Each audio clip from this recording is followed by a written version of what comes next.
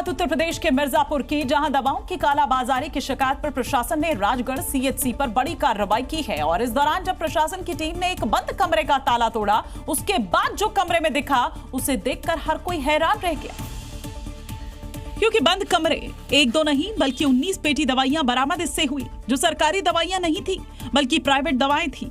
दरअसल प्रशासन को शिकायत मिली थी कि राजगढ़ के इस सीएचसी में अवैध रूप से प्राइवेट दवाएं रखी गई हैं। इसके बाद टीम मौके पर पहुंची और बंद कमरे का ताला तोड़ दिया। ताला तोड़कर प्रशासन ने वहां से लाखों रुपए की 19 पेटियां दवाएं बरामद की।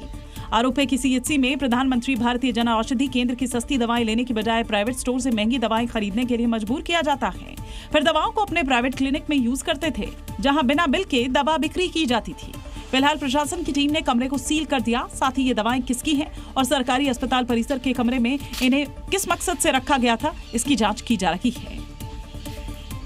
दिल्ली में तेजी से फैल रहे स्वाइन फ्लू से निपटने के लिए स्वास्थ्य विभाग पूरी तरह से सतर्क नजर आ रहा है। सरकारी अस्पतालों में आइसोलेशन और डिजास्टर वार्ड तैयार किए गए हैं। वहीं डॉक्टर्स ने लोगों से पैनिक ना करने और सतर्क रहने की सलाह दी है।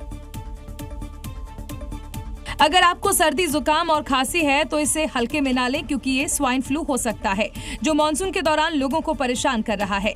दिल्ली में इन्फ्लुएंजा ए के अब तक 2392 मामले सामने आ चुके हैं। इनमें से स्वाइन फ्लू के 1777 मरीज हैं।